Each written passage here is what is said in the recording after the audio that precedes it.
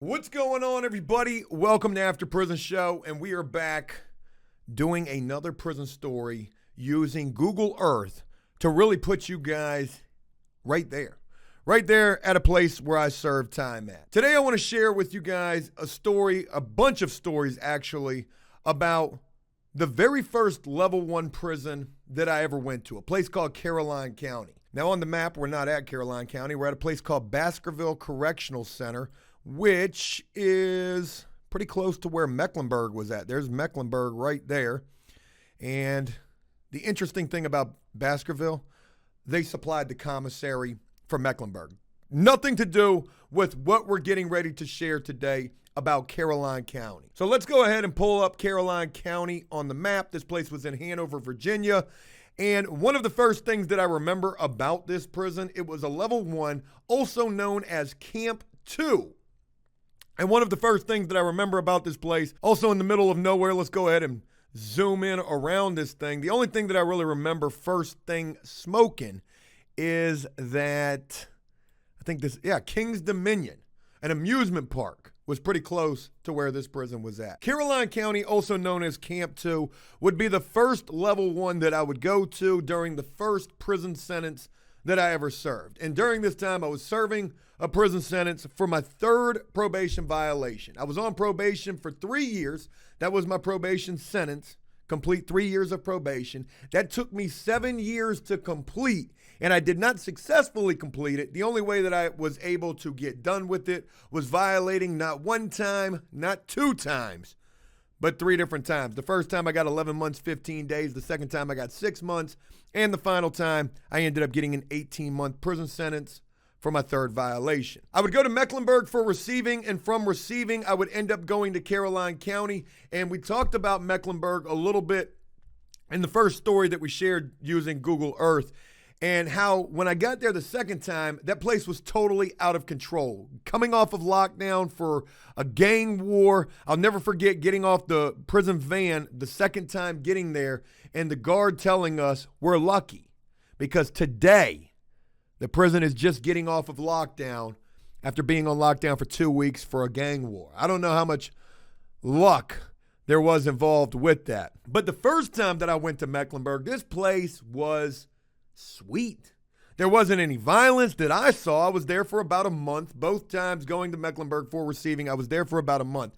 And I didn't see any violence the first time that I was there. I remember seeing a dude get stripped down to his boxers on the rec yard and was made to walk the track almost butt-ball naked. I think that had something to do with, some gang activity. But I remember sitting there with the crew of dudes that I was up there with and hanging out with, and we was laughing about it, smoking cigarettes, because back in 2000 when did I get to Mecklenburg the first time? I want to say I got there in 2007. Back during this time, you could still smoke. And I said one of the stupidest things that I've ever said during that first time getting to Mecklenburg. I said, if I'd have known prison was this sweet, I'd have been here a long time ago. But this video is not going to pertain too much about Mecklenburg. That's just a little backstory for you guys. It's going to be all about this place right here. Steve, do me a favor and zoom in. For those of you who don't know, Steve is my imaginary friend. Cody's not here, man. He's working remotely from home. I don't know if we can get any kind of a road view on this. We've got the 3D. And man, this is a trip down memory lane right here. Folks, this is the front of the prison. When you pull up to this place, you're going to be going right in through the front of the building. One thing about these level 1 facilities, there's not much of a receiving unit to these places. When they bring up that prison bus or that prison van, whatever you're getting off of, they just walk you right in through the front door. They take you to laundry. They get you changed out into your prison attire. And at a road camp here in Virginia, you're wearing blue jeans and a blue button-up shirt, and both the jeans and the shirt got an orange stripe down the side of them. Again, making you feel like you're in that movie Life, having that orange stripe because you're going to be working outside of the gate more than likely. At a road camp, you are damn near required to work. Now, one thing that I want to share with you guys is at Halifax, We talked about the Enterprise, the factory where prisoners worked at. I don't remember there being an Enterprise here at Caroline County. If there was, I'm just not recalling it. I don't see any factories. Maybe it's right here, but I don't know. The one thing that I do remember was a lot of prisoners were working outside of the gate. I even ended up on a road crew, going out there, digging ditches, cutting grass, clearing land, and really hating life. I hated going out here working under the gun. You didn't have a guard on horseback, but he was out there guaranteed with that revolver on his hip, waiting for you to bust a move. And nobody ever did while I was there. You used to find a lot of really crazy things on the side of the road too. Maybe a beer.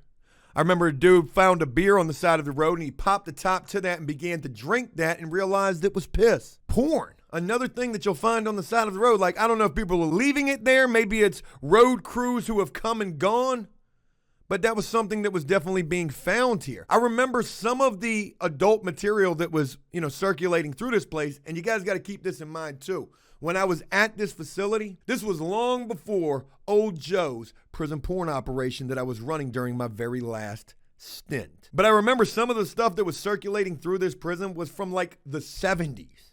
You ever seen adult material from the 70s? It's quite different from anything that you're going to see these days. But I got brought to this prison, and, the title of this video has to be, a prison that was nothing like what I expected it to be. You think about going to prison for the first time, and knock on wood, I pray none of you ever have to. If you've been there, I pray you never got to go back there. But, when you think about you're going to prison, you got all these ideas of what that's going to be like in your head, right? Dudes getting stabbed up, a lot of violence, a lot of gangs, Junie cakes, all sorts of stuff. Well, this was nothing like that at all. Again, coming from Mecklenburg, which housed levels 1 through 5, it wasn't that bad during that first time that I was there. Complete 180 from the second time I was there, and then getting to this prison here. When I left from the jail and also left from receiving, both of those 2 times, going to Mecklenburg and then going here, I'm going to be honest with you, I was a little scared. And I was going to a level 1 because I didn't know what to expect. I didn't know what the hell this was going to be like. I'd never been here before, never been to prison before.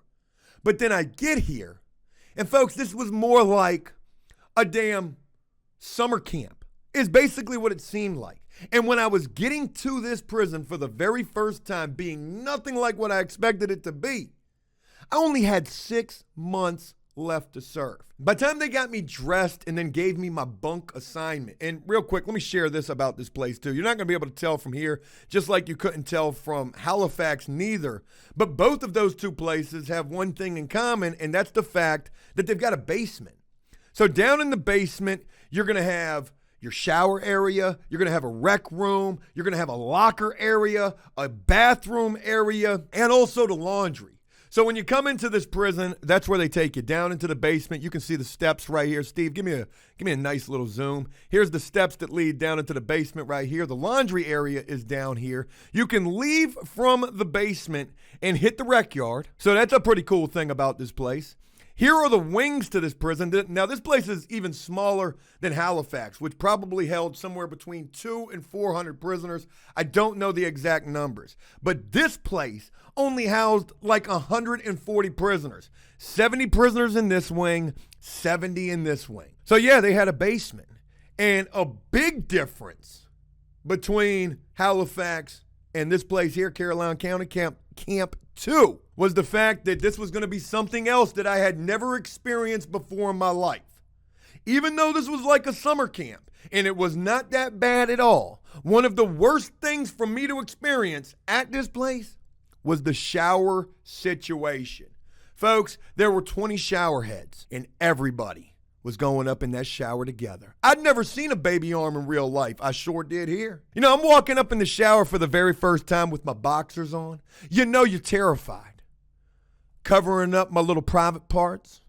No pun intended. Yeah, the showers here sucked. You're bumping into dudes, nuts to butts, even though that might be a figure of speech. In the showers here, it's damn near true. You better not be dropping the soap. While I was at Caroline County, I only had 6 months to serve. And folks, it's interesting because at Halifax, I was there for 10 months. But I remember more happening at this particular prison in those 6 months than ever took place at Halifax. While at this prison, I wasn't really tattooing.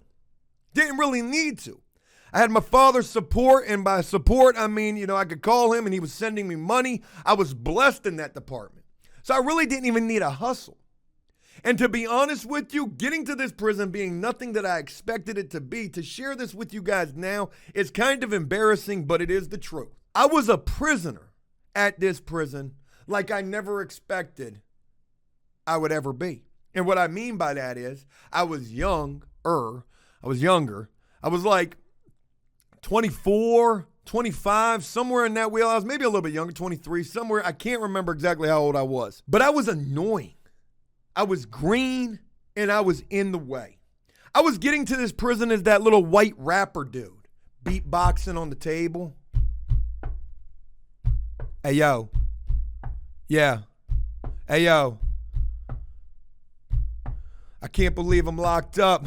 Shit sucks. I can't even do it no more. Yeah, I was a really annoying prisoner. I was like B-Rad in real life, rocking the do-rag.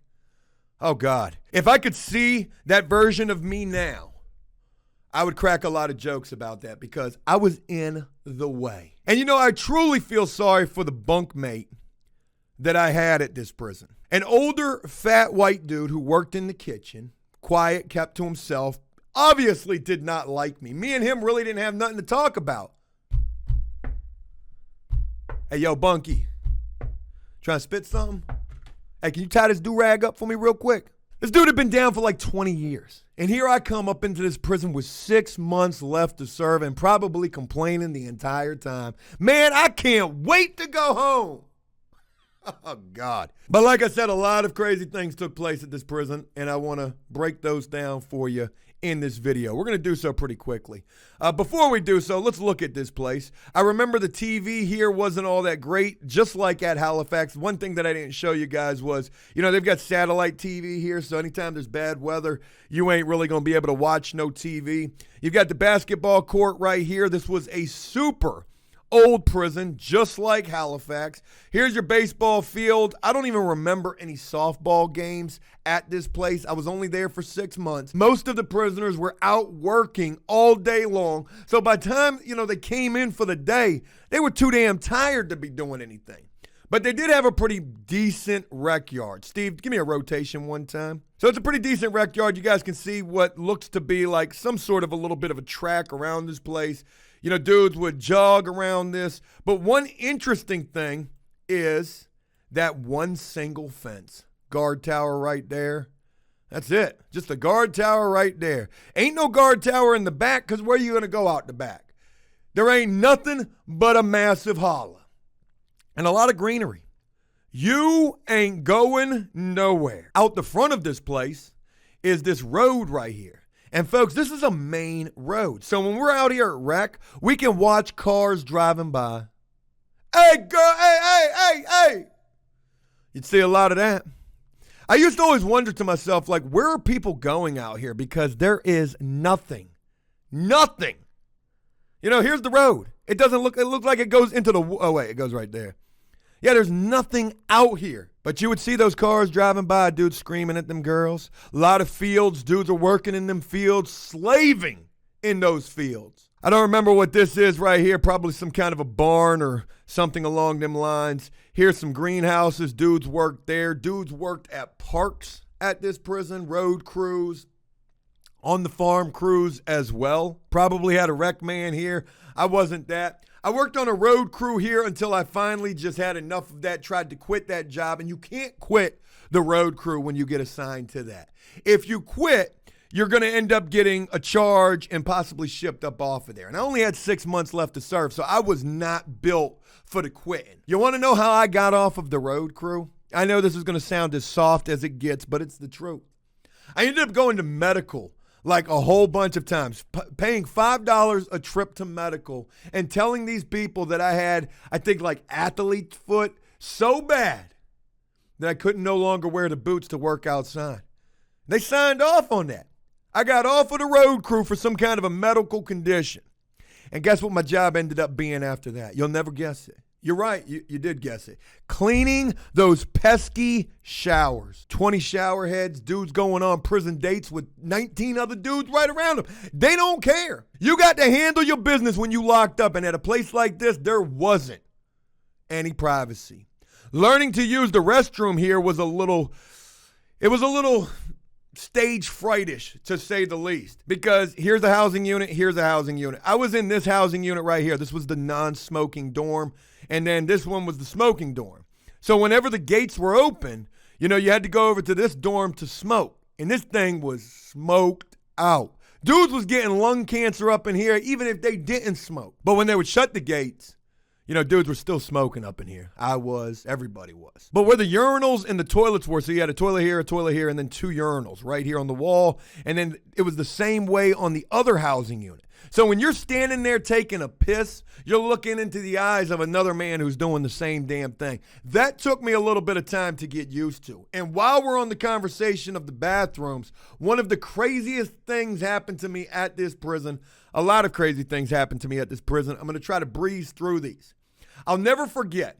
We were on, not lockdown, but the basement was off limits. So we had to be upstairs. There were only certain times when you could go down into the rec area, down in the basement, the showers, the lockers, things like that. Well, there's one particular day, I don't know if it was a combination of too much Keefy coffee, maybe a syrup tray in the morning. I don't know what it was, maybe something along those lines, but I had the bubble guts for real. And mind you, there's only 4 dookie stations upstairs, and all 4 of them were tied up. I'm banging on the little sheet metal door. Yo, you almost done in there? Nah, I'm gonna be a minute. See the legs shaking and feet shaking. They got some 1970 era adult material back there with them. Folks, I had to use the bathroom so bad that I thought I was gonna dookie everywhere, all over myself.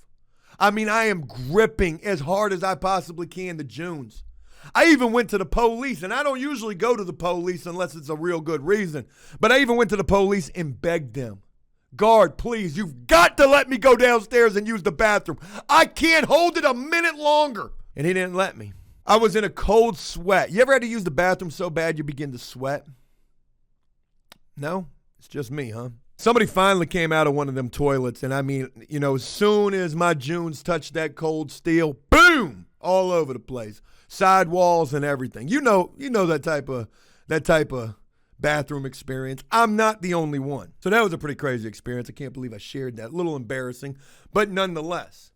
I also made a couple of friends while here. At this Caroline County Camp 2, I met a dude by the name of Kosher, like the pickle. This guy was locked up for a major high-dollar grow operation. Told me he was making $20,000 a month growing the devil's lettuce. Folks, I wanted to be this guy's friend so bad. He was serving 5 years for manufacturing the devil's lettuce. And he taught me so many things about high-pressure sodium light bulbs, carbon scrubbers. This was my Diego from that movie Blow, telling me, Georgie, you had the wrong dream. I wanted to go home and be just like this guy. And again, I mentioned that, when I got to this prison, I was annoying, I was obnoxious, I was in the way. God, man, you know what? Some people tell me in the comments sections, I'm like that now. Shame on you. I wanted to be just like this guy. And I share that with you because, sometimes when dudes go to prison, you would imagine that they want to change their ways, right? Man, I don't never want to experience this again. I got to do better. Got to find a better way. Not me. Not this time. And there's a saying that you'll hear dudes who are like me at that time, obnoxious, in the way, annoying. They will oftentimes say this saying, and it's one of the dumbest things you'll ever hear. Even dumber than, if I knew prison was this sweet, I'd have been here a long time ago. And that saying is, I don't care. I got another bid up in me. Meaning, you're young enough to handle another pound puppy, or less, hopefully. And my dumb ass was saying just that. Hey, yo, I don't even care. I got another bid up in me. I was doing 18 months, only had 6 months left to serve when I got to Caroline County. I had another bid up in me. I was in my, early to mid-20s. Meeting Diego, a.k.a. Kosher like the pickle, learning all about how to grow. I wanted to come home and be a farmer. But yeah, I weren't lying neither when I said that. I got another bid up in me because I damn sure did. It was a 7-year bid. Just like at Halifax, same as here at Caroline County, I only had one visit while I was here, and it was my father. I would end up leaving from this prison, going to live with my father, and he came and seen me, and, he wanted to know if I was ready to do better in life, and I was telling him that I was, but I knew that I wasn't. So I was lying to my father, and I feel like a piece of shit for that, but, it is the truth. Maybe a part of me wanted to do better, but a part of me also really wanted to try to come home and grow the devil's lettuce, which I never would end up doing, but I would end up getting right back into the game. And you guys already know how that worked out for me. 7 years in prison. So I met Kosher here. I also met another dude that I was fond of, and I don't know why I was. I was in my younger to mid-20s, and I met this even younger white dude than me, who was like just such a tiny little thing. And I know this is going to sound borderline suspect what I'm getting ready to say, but he was damn near adorable. He was adorbs, for real. Young little tiny thing, probably not even weighing a $110 soaking wet, coming in there with that do-rag on just like old Joe. And he was a Crip. And I don't know why I was so intrigued by this dude, but, I was. And I became friendly with this guy, and I'll never forget, getting into some trouble or something that could have definitely led to trouble rocking with this dude. This dude didn't care. He knew we were at a level 1. He knew there weren't going to be too many people who were going to bust a grape here. For whatever reason, I wanted to impress this kid. I wanted to be as cool as him. I thought he was cool. And, this is the truth that I'm sharing with you. So we went on a mission together down in the basement at this facility. Here are the showers down in the basement in this area right here. Upstairs in this area, this is the chow hall. So down here, here's your showers. You come down the stairs right here. You got a guard station right here. Showers are right here. Pool table over here. TV over here. Then you go back in this area, and I don't know if it's over here or over here, but I want to believe it was like straight ahead. It was a locker room, right? You had an additional locker down here. And then over here, back around the corner, there was a bathroom, some urinals. There were some windows up there with some bars on them. We're going to talk about those in just a little bit. But anyways, me and this young little Crip dude, we'll call him C-Rad. I was B-Rad. We went on a mission together to go pop a lock. Had the soda can manufactured as the lock pick.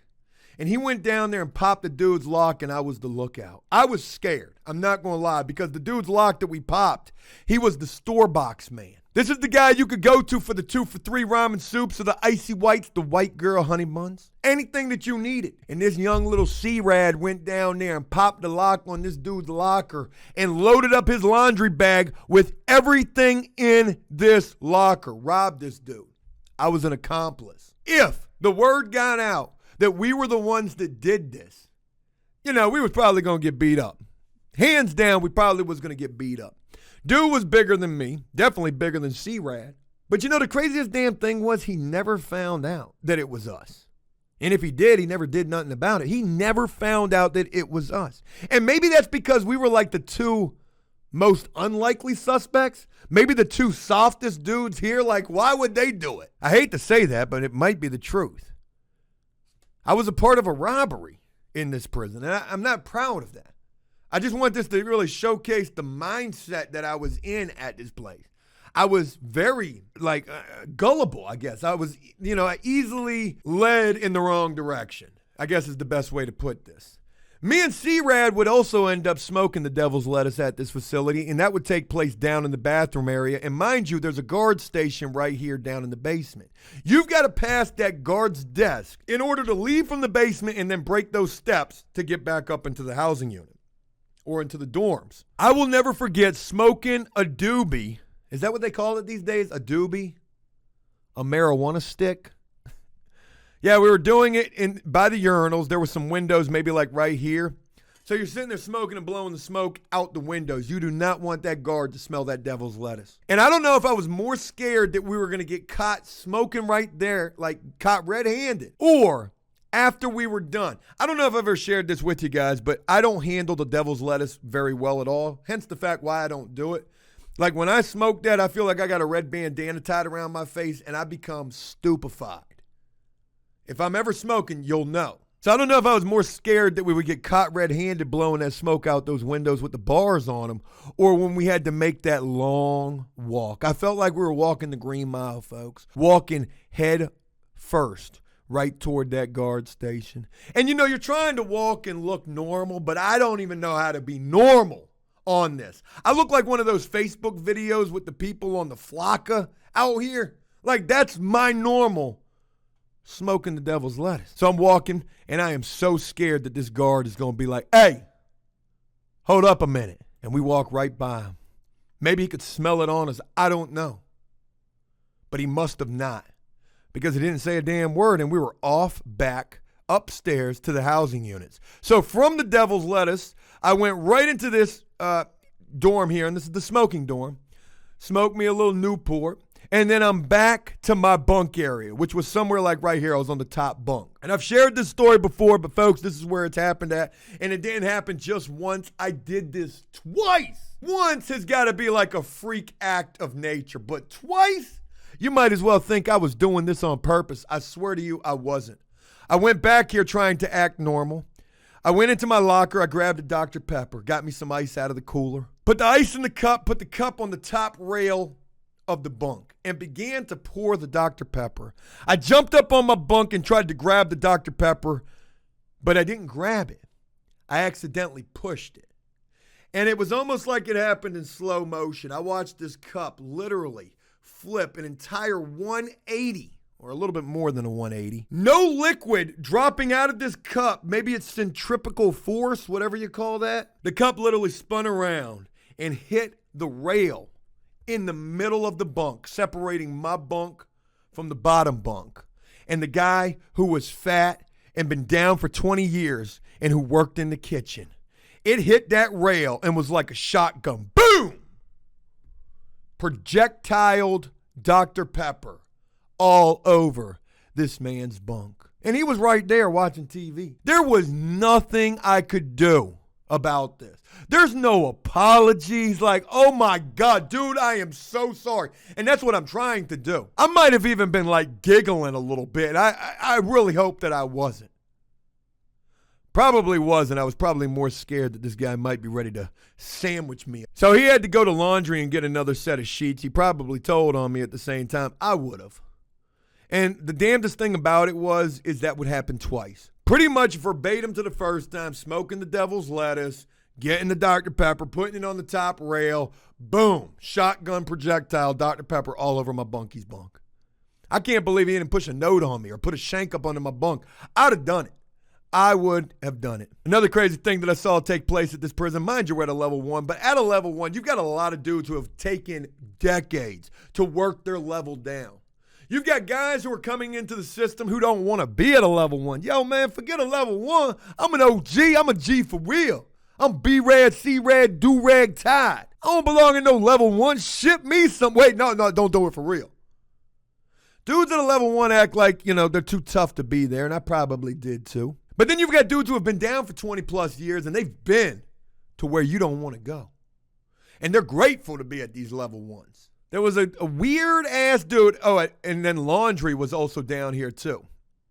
Laundry was down in the basement. I don't remember exactly where. My blueprints of this place could be off by just a little bit. But there was this weird-ass dude that worked in laundry. I never had an issue with him, but somebody must have pushed the wrong buttons with this dude because, this, I'll never forget this. This happened at a level 1. All of a sudden, shooting out of laundry, out through this door to the rec area came a dude running, and then the laundry man, this weird-ass dude running with a long-ass piece of metal. I don't even know where he got this from. Holding that joint over his head like Michonne from The Walking Dead, this man had a sword at a level 1. Now, the dude got away, but he learned. He learned that day. You better show some respect. Don't be thinking shit sweet just because we had a level 1. It can pop off. I got in a fight here. I did. I got in a fight at this prison behind Tom Brady. I've shared that story before. It was 2007. I'll never forget it. 2007, the Patriots were undefeated. We had Randy Moss. We went to the Super Bowl and we lost to the Giants. The Giants almost beat us the last game of the regular season, but there were a couple of teams that almost beat us. And I'll be honest, the referees definitely helped us in 2007. We were playing the Ravens. There was a dude who was from Baltimore. He was a major Ravens fan. I was a major Tom Brady fan. Notice how I say Tom Brady? He's at Tampa Bay now. Who do you think I'm rooting for this year? The Patriots. Come on. It don't matter, I got a Tampa Bay jersey. We were playing the Ravens. It was 4th and something. We went for it on 4th down. We were down by a little bit too. 4th quarter, 4th and something. We went for it. We didn't get it. And, dude is being like, when you're watching sports in prison, dudes, and they find out what your team is, oh, man. I mean, it will be expletive, you, your team, your mother, your state. The disrespect is for real. So it's 4th and something, 4th quarter, we're down. We go for it, we don't make it. This dude is going ape shit. Yeah, I told you, dickhead. Beep, beep, beep, beep, beep, beep, beep. Me and him got to fighting right then and there. I said, yo, come on over here with all those beeps, all those censors, all those YouTube not friendly words. Come on over here in this cut. And we went fist to cuffs. I didn't lose that fight. One of the fights that I didn't. Now, mind you, this dude was way smaller than me. I should have been able to handle this dude. But he had some hands. Don't sleep on the little guy. I've seen the littlest dude knock the biggest dude out. Thank God he didn't do that to me. I held my own for Tom Brady. True story. Crazy story at that, too. It's kind of like, what? You fought behind a football player? Dudes will fight in prison over anything. That should prove it right there. There's probably a lot of other crazy stuff that I could share with you guys about Caroline County. There's 2 things that I'm going to share with you, and I'm going to wrap this up because I don't want to make this super long. One other thing that I'll never forget, at rec here, this was the volleyball court too. Like, look at this. Look at this. This is not a Cracker Beach. This thing is, you don't want to dive on this volleyball court. But I was playing volleyball here. The volleyball could easily go over this fence. If it did, you were done. That was it. You weren't getting that ball back for a week. But I'll never forget these 2 old heads out here. They wanted to have a foot race. Old heads will argue in prison over everything. Yeah, I'm trying to tell you. I will dust you. I will dust you. I don't need no Nikes. I don't even need no shoes. Do it barefooted. So these 2 old heads were arguing over who was the faster of the 2 in a foot race. And of course, we were from the show me state, so they had to have a race, which they did. These 2 dudes took off running down this track. And we were right here. Like, a lot of people were lined up to watch this. This was entertainment. There's not a whole lot to entertain yourself with unless it's passing cars, contraband getting thrown over the fence, or dudes running a foot race. They were foot loose. These 2 dudes were running, and then all of a sudden, you just heard this. I can't even make the sound. It was like, pop. And you were like, what the hell was that? Did somebody just get shot? Somebody got a gun up in here? And it was nothing like that. In fact, what it was one of these guys blew out his freaking hip. The next thing you know, he's laying on the ground looking like a pedestrian in GTA 5 who's just got run over. You guys ever run people over in GTA 5, then get out and go back and look at them? Sometimes I like to play like I'm a crime scene investigator. Like, how long is the blood splatter line? We can judge the speed from that. But they're mangled after you hit somebody in that game with a car. And that's what this dude was laying on the ground looking like. They literally had to bring the ambulance in and get that dude up out of there, take him to the hospital, reconstruct his freaking hip or pop it back in place. I don't know. But that was a crazy thing. The final crazy thing that happened here, and this was a time when I was probably the most scared here. I was getting very close to being done with my little 6-month sentence. This place was kind of out of control. The devil's lettuce was rampant. There were pills. There was a lot of things. And Joe was partaking in the party. If there was a party, I was there. Well, these pills got up into the prison, and I don't want to speak too much about, what they were.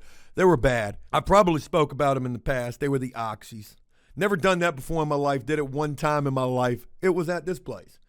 Well, somebody had snitched and told the guards, everybody in the prison is taking these pills. They probably did, a good thing there because nobody needed to be taking these. Well, what happened was they locked us down and they began piss testing the entire prison population, right? There's only 140 people here. So when we find out that they're pissing everybody, we're chugging water. We're trying to figure out like how we can beat this. Can we get, pee? Dudes will buy clean pee out here in the free world.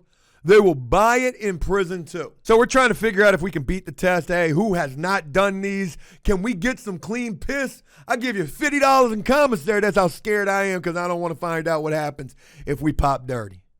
Not in prison. They start piss testing a couple of people. And then the rumor comes back the way that they're doing it. You know, they're taking you into the bathroom and they are stripping you butterball naked. And they are watching your privates. There is no way to beat around the bush with this. I am scared. I'm writing a letter to my father apologizing now. Dad, I am sorry. You just came and see me, and I was telling you lies. I'm not ready to change. But if I can get away with this, I swear I'm ready. I'm ready, Dad. I'm ready. Don't let this happen. Yeah, I probably wasn't doing so much of that, but I ain't gonna lie, the Junes were clinched. You know, we ought to do a top 10 video of the top 10 times I clenched my Junies for dear life while locked up. That's actually probably a pretty good idea. If you'd like to see that, please leave a like and a comment on this video, and we'll make that happen, because there's definitely been some times, and this time right here was most certainly one of those. They're pissing so many people, right? Well, by the time it gets said and done, you know, we're hearing like what's going to happen if you're dirty, you're getting shipped off of there. You're going to a level 2. I had like 2 months left to serve. Excuse me, sir, I'm not trying to go to a level 2. A level 2? That sounds like Alcatraz. I'm not built for that. I got a do-rag on. They're going to snatch my Junies day 1. Don't let me go there. And maybe God was listening. I can't honestly tell you why. But for whatever the reason, by the time it was all said and done, and this took hours for them to piss test all of the people that they would, me and little C-Rad, my little running partner, never got tested. I don't know why. Or at least I didn't know why at the time. And I would end up finding out later. They tested like 70 or 80 people. So they didn't even test the whole prison population, which was only 140. They tested like 70 or 80 people, and we would later learn that everybody they tested were the people who went to visitation the week prior. Because they figured, however those pills were coming in, they probably came in through visit. Which is crazy to think, because at a level 1, where there's only one fence, where there is a main road literally a stone's throw away. That's like a 30-yard pass right there. Woo!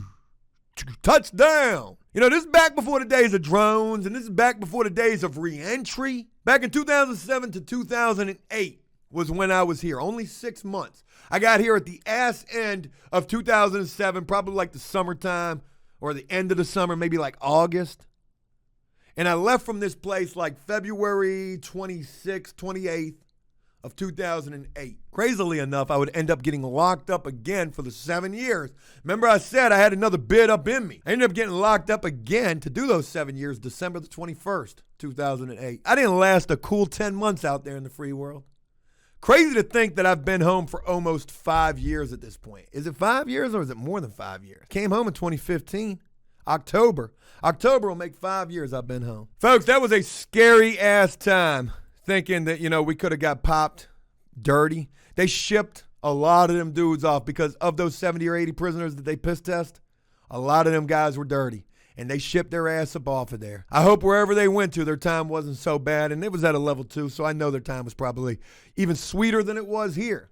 You didn't get a lot of rec here. You could smoke cigarettes here back when I was here. I had heard stories from old heads who had been here that way back in the day, they didn't even have this damn fence around this place. And they used to have family day at this prison, cookouts, things of that nature. Your family could come kick it with you the whole day. Had the band out there. Not when I was there, though. It wasn't a horrible place to serve time at. Again, I was only there for 6 months. Had I been there any longer, you know, maybe I'd have other things to say about it. But this was definitely a prison. There was nothing like what I expected prison to be like.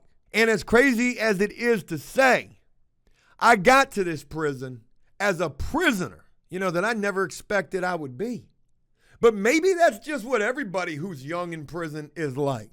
An in the way, annoying prisoner. I don't honestly know. Maybe it was me. Because there weren't a whole lot of white dudes up in there that were rocking the do-rag.